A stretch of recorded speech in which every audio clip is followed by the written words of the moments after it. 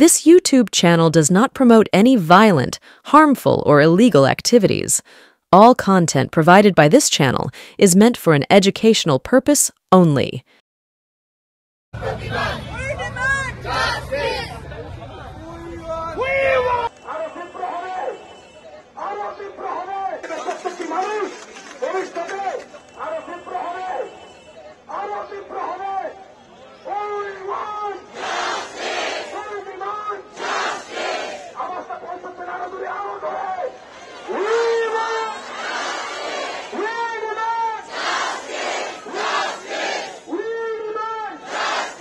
যে কারণে পথে নেমেছিলাম সেটার ন্যূনতম কিছু এখনো অবধি ঘটেনি বা পাইনি। স্বাস্থ্যমন্ত্রী সবটা জেনে শুনে সম্পূর্ণ গোপন করেছেন সমস্ত তথ্য।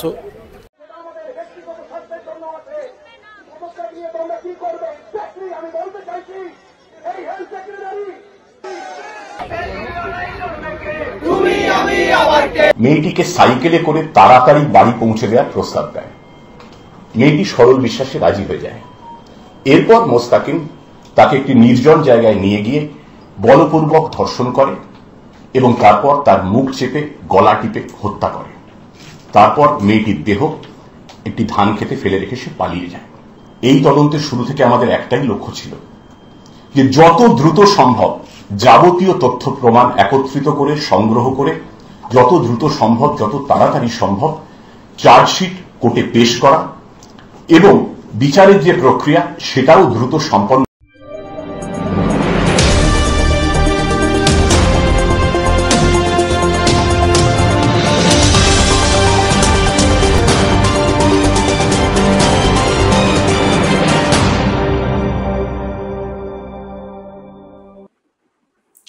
নমস্কার, আদাব। আমি আপনাদের প্রবীর বিশ্বাস। দেখতে শুরু করেছেন প্রত্যেক দিনের অভ্যেস মতো বিশ্বজোড়া বাঙালির আওয়াজ এনকে ডিজিটালের সান্ধ্য অনুষ্ঠান এক্স ফ্যাক্টর। যদিও আজকে ওপেন ফোরাম হওয়ার কথা ছিল, কিন্তু অনিবার্য কারণবশত ওপেন ফোরাম করা গেল না, তাই নিয়ে এলাম এক্স ফ্যাক্টর।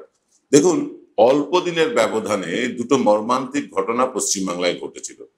এক আরজি কলের ডাক্তারের খুন এবং ধর্ষণ এবং খুন, আর তারপরে কুলতলিতে তার কিছুদিন পরেই কুলতলিতে এক নাবালিকা মেয়েকে ধর্ষণ করে খুন। এই দুটো ঘটনাই নাড়িয়ে দিয়েছিল পশ্চিমবাংলাবাসীকে। কিন্তু আরজি কর যেভাবে সাড়া ফেলেছিল সেভাবে কিন্তু সাড়া ফেলেনি কুলতলির ঘটনা। কারণটা কি? কারণ আমরা খতিয়ে গিয়ে দেখতে পেরেছি, সেটা হচ্ছে যে কুলতলিতে যে শিশুটি ধর্ষিতা হয় এবং খুন হয় সে নিতান্তই একজন সাধারণ পরিবারের মেধাবী ছাত্রী। সে প্রত্যেক বছর স্কুলে ফার্স্ট হতো। সেই মেয়েটি অত্যন্ত প্রান্তিক পরিবার থেকে আসা একটি মেয়ে, চালচুলোহীন এক পরিবার, যার মানে ধর্ষণ এবং খুনের যে ঘটনা তাতে প্রচারের আলোটা পড়েনি। কিন্তু যেভাবে প্রচারের আলো পড়েছিল আরজি করে, সেটা একেবারে এক কথায় বলা যেতে পারে অভূতপূর্ব। দেখুন, দেশে বহু ধর্ষণ হয়, বহু ঘটনা হয় এবং প্রতিদিন দেশে একাধিক ধর্ষণ হচ্ছে, কিন্তু সবকিছু খবর হয় না। হাতরাস, উন্নাও, কাটুয়া যেমন খবর হয়েছিল, আরজি করও কিন্তু তেমনই খবর হয়েছে। মণিপুর যেমন খবর হয়েছিল তেমনি খবর কিন্তু আরজি করও হয়েছে। কিন্তু দুর্ভাগ্যজনকভাবে কুলতলি যেভাবে খবর হওয়া উচিত ছিল আমাদের মিডিয়া সেভাবে খবর করেনি। হতে পারে কুলতলির মেয়েটি একেবারে প্রান্তিক পরিবারের, চালচুলোহীন পরিবারের, তার বাবা সামান্য একটি দোকানদার, তাই হয়তো তাকে গুরুত্ব দেওয়ার প্রয়োজন মনে করেনি। আর উল্টো দিকে আরজি কর কেন গুরুত্ব পেল? আরজি কর গুরুত্ব পেল প্রথমত মেয়েটি ডাক্তার, দ্বিতীয়ত শহর কেন্দ্রিক আন্দোলন। এইসব কারণেই হয়তো কুলতলি হারিয়ে গিয়েছিল। কিন্তু কুলতলি হারালেও পুলিশ কিন্তু কুলতলিকে হারাতে দেয়নি। দুটো ঘটনা, দুটো মানে একেবারে কদর্যতম ঘটনার দুটো ধর্ষণ হলো, দুটো খুন হলো, দুটোরই তদন্ত হলো, দুটোরই কিন্তু বিচার প্রক্রিয়া হলো। একটা বিচার প্রক্রিয়া শেষ হলো, একটা হলো না। কুলতলির ঘটনায় বিচার প্রক্রিয়া দ্রুততার সাথে শেষ হলো, কারণ পুলিশ মানে বেঙ্গল পুলিশ অত্যন্ত দ্রুততার সাথে তারা তদন্ত শেষ করেছে এবং সেই তদন্তের পর আদালত তাকে মানে অভিযুক্তকে ফাঁসির সাজা দিয়েছে। বারুইপুর আদালত থেকে তার ফাঁসির সাজা হয়েছে। এবার কবে ফাঁসি হয় সেটা দেখার। এরপরে যদি উচ্চ আদালতে যায় আরো কিছুদিন হয়তো সময় যাবে, কিন্তু ফাঁসি তার নিশ্চিত হবে, এটা একটা পরিষ্কার হয়ে গিয়েছে।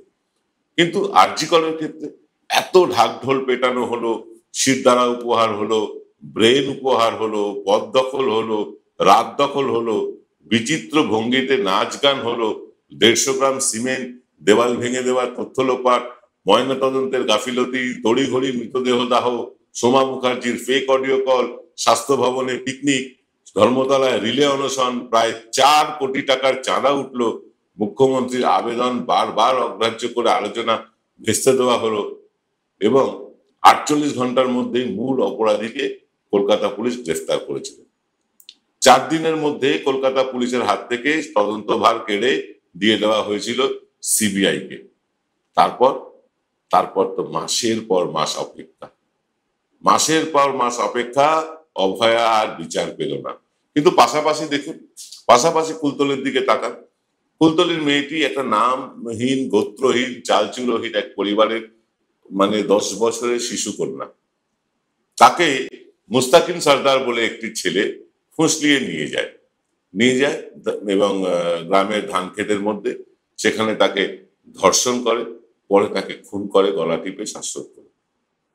পুলিশ এই ঘটনার বিচার ব্যবস্থার মধ্যে এনে 62 দিনের মধ্যে তার সাজা পর্যন্ত ঘোষণা করে দিতে সক্ষম হলো। আর সিবিআই এর মতন গ্ল্যামারাস এজেন্সি তারা মাসের পর মাস বিচার করে যাচ্ছে, মাসের পর মাস তদন্ত করে যাচ্ছে, কিন্তু অভয়া আর বিচার পাচ্ছে না। আমরা উল্টো দিকে জয়নগর কাণ্ডে কি দেখলাম? রাজ্য পুলিশ সিট গঠন করলো 9 জনের টিমের, এবং মুখ্যমন্ত্রী প্রতিশ্রুতি দিলেন 3 মাসের মধ্যে অপরাধীর ফাঁসি হবে। ফাঁসি তো 62 দিনের মধ্যেই হয়ে গেল, অর্ডার অন্তত। জয়নগর বা কুলতলির যে প্রান্তিক ভিকটিম, সে কিন্তু প্রান্তিক পরিবারের শিশু কন্যা। আমরা মনে করেছিলাম যে এই ঘটনা বোধহয় দীর্ঘসূত্রিতার জোরে একসময় ঢাকা পড়ে যাবে, কিন্তু মিরাকল ঘটিয়ে দিল বেঙ্গল পুলিশ। বেঙ্গল পুলিশ এত দ্রুততার সাথে তদন্ত শেষ করলো যেটা সারা দেশের মধ্যে একটা রেকর্ড হয়ে রইল। বেঙ্গল পুলিশ কলকাতা পুলিশ নিয়ে অনেক সময় অনেক কথা ওঠে, অনেকেই তাচ্ছিল্যের সুরে কথা বলে, কিন্তু তারা দায়িত্ব পেলে যে তারা দায়িত্বভার পালন করতে জানেন সঠিকভাবে, এটা কিন্তু বারবার প্রমাণিত হয়েছে। বিরোধী দলের নেতা বা অন্যান্যরা অনেকেই বারবার পুলিশকে দিয়ে তাদের বুট চাটানোর কথা বলেন বা ইত্যাদি নোংরা কথা আক্রমণ করেন, কিন্তু পুলিশকে যদি কাজ করতে দেওয়া হয়, পুলিশ কিন্তু কাজ করতে পারে, তার প্রমাণ আমরা হাতে নাতে পেয়ে গেলাম। আরজি করে যিনি নির্যাতিতা হয়েছেন বা ধর্ষিতা হয়েছেন, তিনি একটা গাড়ির মালকিন, তার গ্ল্যামার আলাদা, তিনি ডাক্তার, এবং শুধু ডাক্তার বলে না, আরজি করের ডাক্তার। সেই আরজি করের ডাক্তার ধর্ষিতা হলেন, খুন হলেন, নিঃসন্দেহে নিন্দনীয় ঘটনা। দুটো ঘটনাই সমানভাবে নিন্দনীয়, কিন্তু আমাদের মিডিয়া করলো কি? আরজি করের ঘটনাকে এত বেশি হাইলাইট করলো, কুলতলির ঘটনা কিন্তু চাপা পড়ে গেল। কিন্তু চাপা পড়লেও জনগণ জয়নগরের যে কাণ্ড, সেখানে কিন্তু বিরোধীরা হইচই করতে চেয়েছিল। অগ্নিমিত্রা, শুভেন্দু, সুকান্তরা আরজি কর হাতছাড়া হওয়ার পর জয়নগরের যে কুলতলির জঘন্যতম ঘটনাকে কিন্তু হাতিয়ার করতে চেয়েছিল। এমনকি আরজি করের আন্দোলনরত বেশ কয়েকজন ডাক্তারও কিন্তু এই ঘোলা জলে মাছ ধরতে চেয়েছিল জয়নগরকে কেন্দ্র করে। কিন্তু কোনো সুশীল সমাজ মোমবাতি নিয়ে রাত দখল করেনি, পথ দখল করেনি। অভিনেতা, অভিনেত্রী, গায়ক, গায়িকা এরা গরমাগরম কথা টেলিভিশন ক্যামেরার সামনে বলে প্রচারের আলে আসেননি, কারণ এটা একটা গ্রামের ঘটনা, একেবারেই গরিব মানুষের পরিবারের ঘটনা। এখানে গ্ল্যামার নেই, এখানে চাকচিক্য নেই, কিন্তু অপরাধ তো সমান, দুটো অপরাধী তো সমান। কুলতলির ঘটনা তো আরো বেশি নৃশংস বলে মনে হয়, কারণ যে ধর্ষিতা হয়েছে, খুন হয়েছে, সে নিতান্তই নাবালক, একজন 10 বছরের দুধের শিশু। এখানে তো আরো বেশি সোচ্চার হওয়ার কথা ছিল আমাদের সুশীল সমাজে, আমাদের যে বড় বড় সেলিব্রিটি যারা প্রচারের আলে আসার জন্য, নিজেদের সিনেমা প্রমোট করার জন্য, নিজেদের নাটক গান প্রমোট করার জন্য প্রতিবাদে সামিল হলেন, তাদের তো আরো বেশি করে কুলতলির ঘটনায় আসার কথা ছিল। না, তারা কেউ আসেননি। আমরা কুলতলি নিয়ে একটু বিস্তারিত জানবো। বিস্তারিত জানাবেন পুলিশ অফিসার নিজেই। আমরা সেই ঘটনার সেই পুলিশ অফিসারের বয়ান এবং তার সাংবাদিক সম্মেলন আপনাদেরকে দেখাবো। জয়নগর কাণ্ডে অভিযুক্ত ছিল মুস্তাকিন সর্দার। মুস্তাকিন সর্দার এলাকার একজন কি বলবো নটোরিয়াস বা বদমাস টাইপের ছেলে বলে পরিচিত। মেয়েটি বাড়িতে ফিরছিল টিউশন পড়ে বাড়ি ফেরার পথে মেয়েটিকে ফুসলিয়ে তার বাবা মুস্তাকিনের সাথে যেতে বলেছে, এমনটা বলে মুস্তাকিন তার পিছু নেয়। তারপর সাইকেলে করে সে মেয়েটিকে নিয়ে যায় একেবারে গ্রামের প্রান্তে। সেখানে ধান খেতে তাকে ধর্ষণ করে, তার মাথায় আঘাত করা হয় এবং তার গলা টিপে হত্যা করা হয়। পুলিশ সুপার পলাশ ঢালি, বারুইপুরে পুলিশ সুপার, তার নেতৃত্বে সিট গঠন হলো। সিট গঠন হওয়ার পর গঠন হয়ে তারা এত দ্রুততার সাথে বিচার তদন্ত প্রক্রিয়া চালালো যে ঘটনার 4 ঘন্টার মধ্যে মূল অপরাধী ধরা পড়ে গেল। 4 ঘন্টার মধ্যে ধর্ষিতার দেহ শনাক্ত হলো। তারপর চললো তদন্ত। অনেক রকম ভাবে তদন্ত হয়, অনেক রকম ভাবে পুলিশ তাদের প্রমাণ জোগাড় করে। পুলিশ প্রমাণও জোগাড় করলো। বিখ্যাত আইনজীবী বিভাস চ্যাটার্জি এই কেসটি লড়লেন। এই কেসটি লড়ার পর সার্কামস্টেন্সিয়াল এভিডেন্স বা পারিপার্শ্বিক প্রমাণ যা বলে সেই প্রমাণ নিয়ে তিনি হাজির হলেন আদালতের সামনে এবং আদালত ফাস্ট ট্র্যাক কোর্ট এই অপরাধীকে ফাঁসির সাজা দিল। আরজি করে নির্যাতিতার ক্ষেত্রে কিন্তু হলো না। কেন হলো না তা বলবো, তবে তার আগে নিতে হবে ছোট্ট একটা বিরতি। Found Kolkata's first ever sweet shop serving so unique items like Dab Malai Curry, Motichur Truffle, Gajor Borfi, Dab Kalakand, and I had to try them. শুধু তাই নয়, শক্তিগড়ের ল্যাংচা, বর্ধমানের সীতাভোগ, মালদার পোস্তকদম, বহরমপুরের ছানা বড়া, এগুলো সবকিছু খেতে হলে আর এত দূরে যেতে হবে না। সুন্দরিনী ন্যাচারালসে পেয়ে যাবে পশ্চিমবঙ্গের বিখ্যাত 10টা জেলার মিষ্টি all under the same roof. এদের বেস্ট সেলার্স কচি ডাবের শাঁস দিয়ে বানানো ডাব মালাইকারি আর কলা পাতায় মোড়া গুড়ের সন্দেশ পাতুরি আর মাস্ট ট্রাই।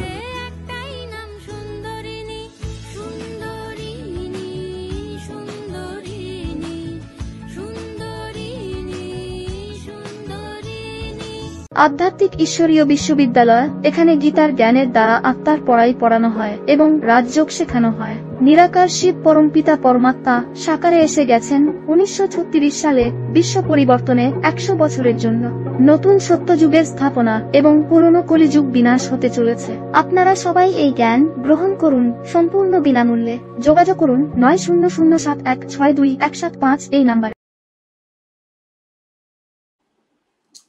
আরজি করের নির্যাতিতার বাবা মা বারবার বয়ান বদল করেছে এবং বয়ান বদল করে শুধু থামেননি, তারা শিবিরও বদল করেছে। সাধারণ মানুষকে বিভ্রান্ত করেছেন তারা। মেয়ের নির্মম যে ধর্ষণ এবং খুন, তাকে সামনে রেখে ক্যামেরার সামনে এসে বারবার এক একবার এক এক রকম কথা বলে পুরো প্রক্রিয়াটাকে তারাই ঘেঁটে দিয়েছে। এরকম ঘেঁটে দেওয়ার কাজ অনেক ডাক্তার করেছেন। নারায়ণ গোস্বামী তিনি বলছিলেন 150 গ্রাম সিমেন্টের কথা। এরকম নানা রকম গুজব ছড়ানো হয়েছে, আন্দোলন হয়েছে। শুধু আন্দোলন হয়নি, হাসপাতাল ভাঙচুর পর্যন্ত হয়েছে। এসব করে পুরো তদন্ত প্রক্রিয়াটাকে ঘেঁটে দেওয়া হয়েছে। আমি আপনাদেরকে বলি যে আরজি করের ঘটনার প্রায় সঙ্গে সঙ্গে অত্যন্ত দ্রুততার সাথে পুলিশ সঞ্জয় রায়কে গ্রেফতার করে। সঞ্জয় রায় বলে একজন অপরাধী বলবো না, অভিযুক্তকে গ্রেফতার করে এবং গ্রেফতার করার পর আদালতের নির্দেশে সিবিআই তদন্তভার নেয়। বাধ্য হয় কলকাতা পুলিশ তাকে ছেড়ে দিতে, তদন্তের ভার ছেড়ে দিতে। এবং তদন্তভার ছেড়ে দেওয়ার পর আজকে 4 মাস কেটে গেল, কিন্তু এখনো অভয়া বিচার পেল না, নির্যাতিতা বিচার পেল না। এবং সিবিআইও ওই সঞ্জয় রায় ছাড়া আর একটা লোককেও কিন্তু এই খুনে অভিযুক্ত বলে গ্রেফতার করতে পারলো না। হ্যাঁ, টালা থানার ওসি এবং আরেক হাসপাতালের যিনি প্রিন্সিপাল ছিলেন তাকে গ্রেফতার করেছে অন্য অভিযোগে তাকে গ্রেফতার করা হয়েছে। খুনের অভিযোগে, ধর্ষণের অভিযোগে ওই একটি লোককেই গ্রেফতার করেছিল কলকাতা পুলিশ, আর তাতেই কিন্তু আটকে গিয়েছে সিবিআই, আর একজনকেও নতুন করে গ্রেফতার করতে পারেনি। এর মধ্যেই নির্যাতিতার বাবা মার, মানে আরজি করে নির্যাতিতার বাবা মার বারবার বয়ান বদল, টেলিভিশন ক্যামেরা দেখলে হামলে পড়ে বাইট দেওয়া, এসবগুলো তো ছিলই। এবং আমি বলবো যে বাবা মা এই মেয়েটির কি বলবো জঘন্য খুন এবং ধর্ষণকে কেন্দ্র করে তারা নিজেরা ফুটেজ পাওয়ার জন্য বারবার টেলিভিশন ক্যামেরাকে বিভিন্ন সময় বিভিন্ন বাইট দিয়ে গেছে এবং পুরো প্রক্রিয়াটাই ঘেটে গিয়েছে। যার ফলে জয়নগরের কুলতলি কিন্তু প্রমাণ করে দিয়েছে যে এসব না করেও মানে তদন্ত কিন্তু এগিয়ে নেওয়া যায়। কুলতলি প্রমাণ করে দিয়েছে যে বেশ কয়েকটা মানে বাস্তব সত্য। তার মধ্যে 1 নম্বর হচ্ছে সুবিচার দ্রুত পেতে এই বাংলার পুলিশই যথেষ্ট। 2 নম্বর হচ্ছে মা বাবাকে বারবার টিভিতে মুখ দেখাতে হয় না। 3 নম্বর হচ্ছে কোনো সেলিব্রিটি লাগে না। 4 নম্বর হচ্ছে কোটি কোটি টাকার চাঁদা তুলতে হয় না। 5 নম্বর হচ্ছে তৃণমূল কংগ্রেসের পতাকা পোড়াতে হয় না। 6 নম্বর হচ্ছে সিনিয়র ডাক্তারদের মিথ্যে তথ্য দিতে হয় না। 7 নম্বর হচ্ছে জুনিয়র ডাক্তারদের রাতভর জেগে মোচ্ছব করতে হয় না। 8 নম্বর হচ্ছে হাসপাতাল ভাঙচুর করতে হয় না। 9 নম্বর হচ্ছে শুধু আস্থা রাখতে হয় মুখ্যমন্ত্রীর কথায়। এই 9টা জিনিস কিন্তু প্রমাণ করে দিয়ে গেল কুলতলি। আগামী দিনে এই মানুষ পিছু একজন পুলিশ তো দেওয়া সম্ভব না। এরকম খুন ধর্ষণ এটা চলে আসছে আবহমান কাল ধরে এবং চলবেও ভবিষ্যতে। তাই যাদেরই বাড়িতে বা যাদেরই পরিবারে এই ধরনের ইনসিডেন্ট হবে তারা কারুর কথায় নাচানাচি করে মিডিয়া ফুটেজ পেতে গিয়ে শুধুমাত্র মিডিয়া কভারেজ পাবেন এর জন্য ওই সিবিআই দাও, এই দাও, ওই দাও, এসব না করে রাজ্য পুলিশ এবং কলকাতা পুলিশের উপর ভরসা রাখতে শিখুন। আজকে কুলতলির যে বাবা মা তারা বলেছিলেন কি, যে তারা বলেছিলেন যে তাদের মেয়ের ময়না তদন্ত যেন কেন্দ্রীয় সরকারের কোনো সংস্থা থেকে হয়, সেই মতো কল্যাণী এইমস থেকে তার মেয়ের ময়না তদন্ত হয়। এবং আরজি করের ক্ষেত্রেও প্রথমে বলা হয়েছিল যে আরজি করেই ময়না তদন্ত যেন হয়, মেয়েটির মানে নির্যাতিতার মেয়েটির মা বাবা বলেছিলেন এবং তারা যেমনটা বলেছেন তেমন ভাবে তদন্ত এগিয়েছে। তারা যেমন ভাবে চেয়েছেন তেমন ভাবে পুলিশ কাজ করেছে এবং তারপরে সিবিআই নেওয়ার পর তাদের চাওয়া পাওয়াটা খানিকটা কমে গিয়েছে মনে হলো। তো তাদের আর নতুন করে চাওয়া পাওয়ার কিছু নেই, তারা এখন প্রত্যাশা নিয়ে বসে আছেন কবে তারা বিচার পাবে।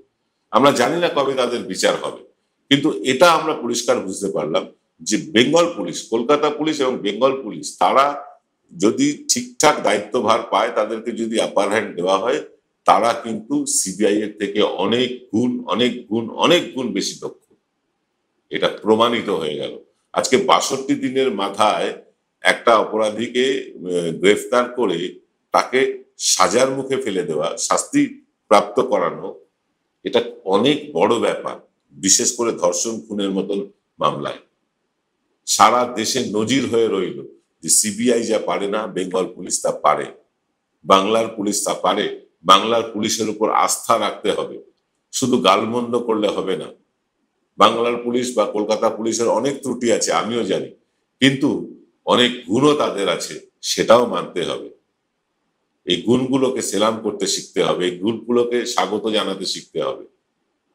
কথায় কথায় পুলিশ মন্ত্রীর নামে অভিযোগ করা, যেমন চন্দন সেন বলছেন পুলিশ মন্ত্রী নাকি সব জেনেও গোপন করেছে। কেন গোপন করবে পুলিশ মন্ত্রী? চন্দন সেনরা তারা হয়তো শূন্য হয়ে আছেন এখন বিধানসভায়, লোকসভায়, তারা হয় শূন্যতা কাটাতে হয়তো এই ধরনের কথা বলছেন, কিন্তু মিথ্যাচার করবেন কেন? আজকে এই পুলিশ মন্ত্রীর নিয়ন্ত্রণে থাকা বেঙ্গল পুলিশ প্রমাণ করে তো দিল তারা চাইলে সব পারে। তাদেরকে দায়িত্ব দেওয়া হলে তারা দায়িত্ব পালন করতে সক্ষম। আর সিবিআই কে দায়িত্ব দিলে কি হয় চন্দন সেনেরা কি দেখেছেন? বিকাশ ভট্টাচার্যরা কি দেখতে পাচ্ছেন যে কি হয় সিবিআই কে দায়িত্ব দিলে? আজকে আরজিকর ঘটনার পেছনে কত সত্য মিথ্যে, কয়েক কোটি টাকা তোলা হলো, 5 কোটি টাকা তোলা হলো।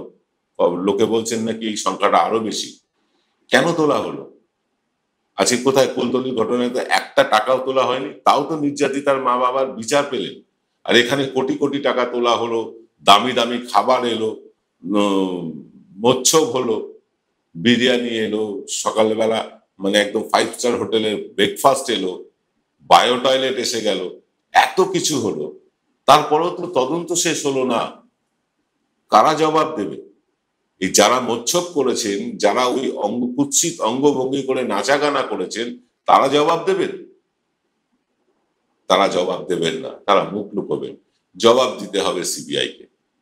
কুলতলির ঘটনা নিয়ে পুলিশ মুখ খুলেছে। পুলিশ পুরো তদন্ত প্রক্রিয়া কিভাবে তারা শেষ করলেন এত দ্রুত, এত অল্প সময়ের মধ্যে, আমরা সে কথাও দেখাবো। তবে তারও আগে নিয়ে নিতে হবে একটা ছোট্ট বিরতি, তারপর পুলিশের বয়ান শুনিয়ে আজকের অনুষ্ঠান শেষ করব। Welcome to the world of civil business.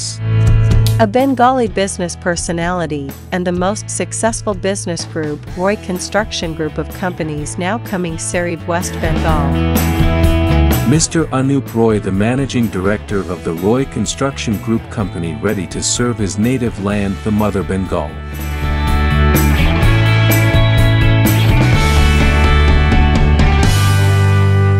জয়গুরু রত্নভান্ডার জ্যোতিষীমা, এখানে গোল্ড মেডেলিস্ট জ্যোতিষী বসেন। হাই কোয়ালিটির আসল গ্রহরত্ন সবচেয়ে কম দামে এখানে পাওয়া যায়। স্থান বেলঘড়িয়া, রানী পার্ক, বটতলা, 2 নম্বর রেলগেটের নিকটে। 9681345722 এবং 9007778922। আপনারা জানেন যে গত 4 অক্টোবর বারুইপুর পুলিশ জেলার জয়নগর থানা এলাকায় 10 বছরের এক নাবালিকার মর্মান্তিক মৃত্যুর ঘটনা ঘটে। তাকে ধর্ষণ করে, শ্বাসরোধ করে খুন করা হয়। মেয়েটির পরিবারের তরফে ঘটনার দিন সন্ধেবেলা একটু রাতের দিকে মেয়েটির টিউশন থেকে বাড়ি ফেরেনি এই মর্মে একটি অভিযোগ দায়ের করা হয়। সেই অভিযোগ পাওয়ার 4 ঘন্টার মধ্যে সেই রাতেই আমরা 19 বছরের এক স্থানীয় যুবক মোস্তাকিম সর্দারকে গ্রেফতার করি, যে জেরায় ধর্ষণ এবং খুনের কথা স্বীকার করে নেয়। এই মোস্তাকিমের বয়ান অনুযায়ী আমরা সেই রাতেই স্থানীয় একটি ধানক্ষেত থেকে নাবালিকার মৃতদেহ উদ্ধার করি। সংক্ষেপে বলে দিই ঘটনাটা ঠিক কিভাবে ঘটেছিল। মেয়েটি সেদিন দুপুরের পর একটু বিকেলের দিকে স্থানীয় যে মহিষমারি বাজার আছে সেখানে একটা স্থানীয় কোচিং সেন্টারে এক শিক্ষিকার কাছে পড়তে গেছিল। সাধারণত রোজ সে হেঁটেই বাড়ি ফিরত টিউশন সেরে, কিন্তু সেদিন হেঁটে বাড়ি ফেরার পথে এই মোস্তাকিম নামক এই যুবক মেয়েটিকে সাইকেলে করে তাড়াতাড়ি বাড়ি পৌঁছে দেওয়ার প্রস্তাব দেয়। মেয়েটি সরল বিশ্বাসে রাজি হয়ে যায়। এরপর মোস্তাকিম তাকে একটি নির্জন জায়গায় নিয়ে গিয়ে বলপূর্বক ধর্ষণ করে এবং তারপর তার মুখ চেপে গলা টিপে হত্যা করে। তারপর মেয়েটির দেহ একটি ধান খেতে ফেলে রেখে সে পালিয়ে যায়। এই ঘটনার পর পরিবারের মানুষ চেয়েছিলেন যে ময়নাতদন্ত, নাবালিকার দেহের ময়নাতদন্ত হোক কেন্দ্রীয় সরকারের অধীনস্থ কোনো হাসপাতালে এবং জুডিশিয়াল ম্যাজিস্ট্রেটের উপস্থিতিতে। পরিবারের সেই দাবিকে সম্পূর্ণ মর্যাদা দিয়ে পুলিশের তরফে স্বতঃপ্রণোদিত সুমোটো একটা অ্যাপিল করা হয় মহামান্য উচ্চ আদালত হাইকোর্টের কাছে, যাতে পরিবারের দাবি অনুযায়ী ময়নাতদন্ত হয়। মহামান্য আদালত সেই আবেদন মঞ্জুর করেন এবং তাদের নির্দেশ মতো এইমস কল্যাণীর ফরেন্সিক বিশেষজ্ঞরা নাবালিকার দেহের ময়নাতদন্ত কল্যাণীতে সম্পন্ন করেন। এই পোস্টমর্টমের রিপোর্ট থেকে আমরা জানতে পারি এক্সটার্নাল এবং ইন্টারনাল ইনজুরি মিলিয়ে মেয়েটির দেহে মোট 38টি আঘাতের চিহ্ন ছিল এবং পোস্টমর্টমে জানা যায় যে মেয়েটি গুরুতর যৌন নির্যাতনের শিকার হয়েছিল, যাকে মেডিকো লিগ্যাল পরিভাষায় বলা হয় অ্যাগ্রাভেটেড সেক্সুয়াল অ্যাসল্ট।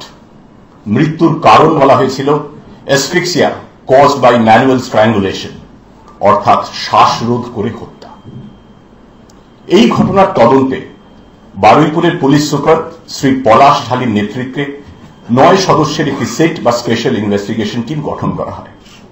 এই তদন্তের শুরু থেকে আমাদের একটাই লক্ষ্য ছিল যে যত দ্রুত সম্ভব যাবতীয় তথ্য প্রমাণ একত্রিত করে সংগ্রহ করে যত দ্রুত সম্ভব, যত তাড়াতাড়ি সম্ভব চার্জশিট কোর্টে পেশ করা এবং বিচারের যে প্রক্রিয়া সেটাও দ্রুত সম্পন্ন করা, যাতে নির্যাতিতা এবং তার পরিবার অন্তত ন্যায় বিচারটুকু খুব তাড়াতাড়ি পায়। সেই লক্ষ্যে ঘটনা ঘটার মাত্র 25 দিনের মধ্যে 30 অক্টোবর সমস্ত তথ্য প্রমাণ সংগ্রহ করে all kinds of evidences, physical evidence, technical evidence, scientific evidence, সমস্ত তথ্য প্রমাণ সংগ্রহ করে আদালতে পেশ করা হয় এবং বারুইপুরের অ্যাডিশনাল ডিস্ট্রিক্ট জাজ ফার্স্ট কোর্ট মাননীয় শ্রী সুব্রত চট্টোপাধ্যায়ের এজলাসে মামলা শুরু হয়। সরকারের তরফে স্পেশাল পাবলিক প্রসিকিউটর হিসেবে নিযুক্ত করা হয় অভিজ্ঞ আইনজীবী শ্রী বিভাস চট্টোপাধ্যায়। উনি আজ এখানে উপস্থিত আছেন। চার্জশিটে আমরা কি কি তথ্য প্রমাণ পেয়েছিলাম সেটা একটু সংক্ষেপে আপনাদের বলে দিই। সেই দিন মেয়েটি যেখানে কোচিং সেন্টারে টিউশন পড়তে গেছিল, সেখানে মেয়েটির খুব ঘনিষ্ঠ বন্ধু, তার সহপাঠিনী, 10 বছরেরই একটি মেয়ে, সেও গিয়েছিল একই শিক্ষিকার কাছে টিউশন পড়তে। দুজনে সাধারণত রোজ একসঙ্গে হেঁটে বাড়ি ফিরত, কিন্তু সেই দিন মৃতা বালিকা একটু আগে বেরিয়ে যায়, 5টার আগে। তার একটু পরে বেরোয় এই মেয়েটির সহপাঠিনী, যার কথা বলছি। মৃতা তার বাবার দোকান কাছেই এসে, একটা ছোট চালের দোকান, সেখানে ঘুরে সে হেঁটে যখন রওনা দেয়, তার কিছুক্ষণ পরে এই সহপাঠিনী বেরোয় এবং সে হেঁটে ফেরার পথে দেখতে পায় একটা নীল রঙের সাইকেলে করে এক যুবক যাচ্ছে এবং সাইকেলের পিছনে তার বন্ধু বসে আছে। তদন্তে আমরা এমন আরো 3 জন অত্যন্ত গুরুত্বপূর্ণ প্রত্যক্ষদর্শীর সন্ধান পেয়েছিলাম, যারা সেদিন ঘটনার দিন সংশ্লিষ্ট সময় বিকেল 5টা থেকে 7টার মধ্যে এই মোস্তাকিন সর্দারকে মেয়েটিকে সাইকেলের পিছনে বসিয়ে নিয়ে যেতে দেখেছিলেন। এটা জানার পর এলাকায় যেখানে যত সিসিটিভি ফুটেজ ছিল তা আমরা প্রত্যেকটি খতিয়ে দেখি, খুঁটিয়ে খুঁটিয়ে। আমরা খুব 3টে অত্যন্ত গুরুত্বপূর্ণ সিসিটিভি ফুটেজ পাই। 1, মহিষমারি হাটের কাছে একটি দোকানের কাছে সাইকেল সহ মোস্তাকিন সর্দার হাঁটছে। একটিতে সে সাইকেলে চড়ছে এবং আরেকটিতে সে সাইকেলে করে মেয়েটির পিছু নিচ্ছে। এই প্রত্যেকটি ফুটেজের আমরা ফরেনসিক পরীক্ষা করি এবং ফুটেজগুলির সত্যতা, অথেন্টিসিটি, সেটা ফরেনসিক পরীক্ষায় প্রমাণিত হয়েছে। এরপর মোস্তাকিন সর্দারের ফোনের টাওয়ার লোকেশনের উপর নির্ভর করে, তার উপর ভিত্তি করে গুগল ম্যাপের সাহায্যে ঘটনার দিন বিকেল 5টা থেকে 7টা, 7:30, 8টার মধ্যে তার গতিবিধি কি ছিল তার একটা ডিজিটাল প্লটিং করি। সেই ডিজিটাল প্লটিং এ তর্কাতীতভাবে প্রমাণিত হয়েছে যেখান থেকে নাবালিকার দেহ উদ্ধার হয়েছিল সেই সময় সেখানে মোস্তাকিন সর্দারের উপস্থিতি ছিল। চার্জশিটে পেশ করার সময় আমরা একাধিক বৈজ্ঞানিক পরীক্ষার সাহায্য নিয়েছি। এক এক করে বলছি। যেখান থেকে নাবালিকার দেহ উদ্ধার হয়েছিল তার পাশে তার স্কুল ব্যাগ পড়েছিল, যে স্কুল ব্যাগ নিয়ে সে টিউশন পড়তে গেছিল এবং আর বাড়ি ফেরেনি। সেই স্কুল ব্যাগে কিছু কাদা এবং চোর কাঁটা লেগেছিল। আমরা ওই ধান ক্ষেতের অন্যত্র কাদা এবং চোর কাঁটার নমুনা, যাকে আইনি পরিভাষায়, ফরেনসিক পরিভাষায় কন্ট্রোল আর্থ বলে, কাদা এবং চোর কাঁটা সংগ্রহ করেছিলাম এবং ব্যাগে লেগে থাকা কাদা এবং চোর কাঁটা এবং ওই একই জায়গার অন্যত্র থেকে সংগ্রহ করার নমুনা, এ দুটো আমরা ফরেনসিক পরীক্ষায় পাঠিয়েছিলাম। প্রমাণিত হয়েছিল দুটো নমুনাই এক, 2 কাদা এবং চোর কাঁটা একই জায়গা থেকে সংগৃহীত, ব্যাগেরটা এবং ঘটনাস্থলে অন্যত্র নেয়া। মেয়েটির ব্যাগে খাতা বই ছিল, খাতা বই নিয়ে সে পড়তে গেছিল। সেই খাতা বইয়ে মেয়ের হাতের লেখা ছিল মেয়েটির।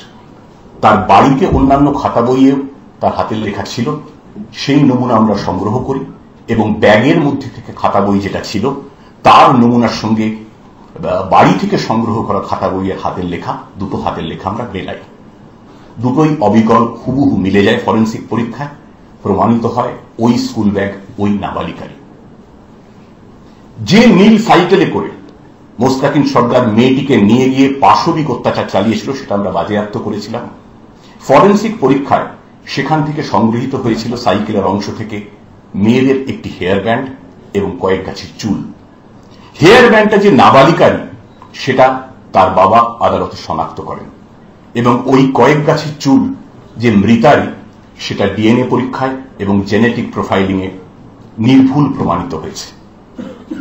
পোস্টমর্টমের সময় মৃতার ভ্যাজাইনাল স্বাব সংগৃহীত হয়, তার মধ্যে তরল পাওয়া যায়।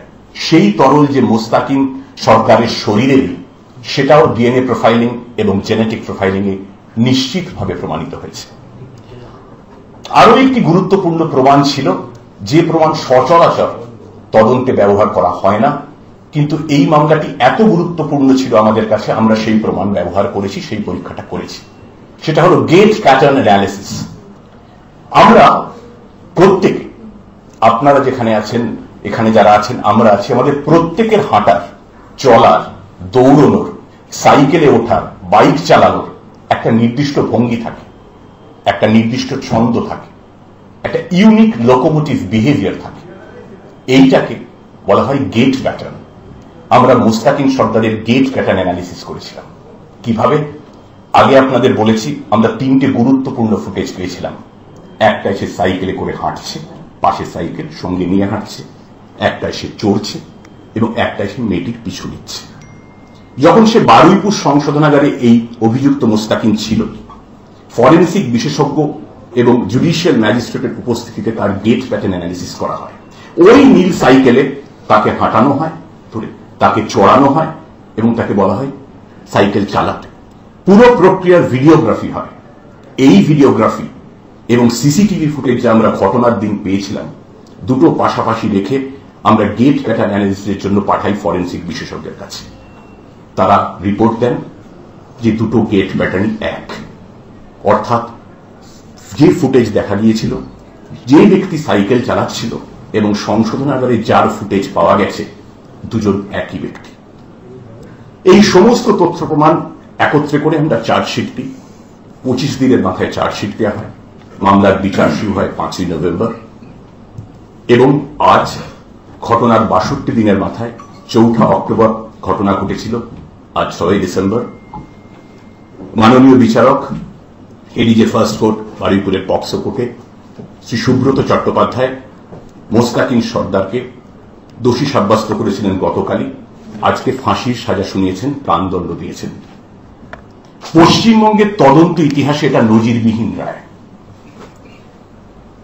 কোন ধর্ষণ এবং খুনের মামলায় মাত্র 62 দিনের মধ্যে অভিযুক্তকে দোষী সাব্যস্ত করে তার প্রাণদণ্ড, এটা পশ্চিমবঙ্গে আগে ঘটেনি।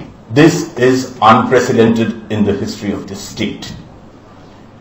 দেশের অন্যত্র কোথাও ঘটেছে কিনা, ঘটলে কতগুলো ঘটেছে, এত দ্রুত বিচার বা আদৌ ঘটেছে কিনা, সেটা আমরা চেক না করে, ভেরিফাই না করে বলতে পারবো না। তবে জোর দিয়ে বলতে পারি পশ্চিমবঙ্গে এটা এই প্রথম, বেনজির।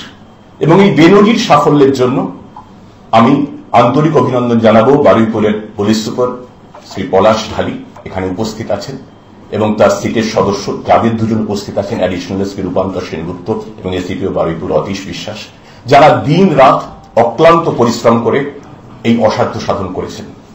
পাশাপাশি আমি ধন্যবাদ দেব special public prosecutor Shri Bibhas Chattopadhyay এবং তার টিমকে, যিনিও নিরলস পরিশ্রম করে দ্রুত বিচার প্রক্রিয়া সম্পন্ন করায় সাহায্য করেছেন, বড় ভূমিকা নিয়েছেন এবং অভিযুক্তের সর্বোচ্চ শাস্তি সুনিশ্চিত করেছেন। শুরুতে যেটা বলছিলাম, আমাদের একটাই লক্ষ্য ছিল এই মামলায়, যে নির্যাতিতা এবং তার পরিবারের দ্রুত ন্যায় বিচার সুনিশ্চিত করতে একত্রে সম্মিলিতভাবে সর্বশক্তি প্রয়োগ। সেটা আমরা করতে পেরেছি। আমরা চাইনি নির্যাতিতা ও তার পরিবার দীর্ঘদিন ধরে বিচারহীন থাকুক, এটা আমরা চাইনি। আমরা সকলে জানি মেয়েটি আর ফিরবে না,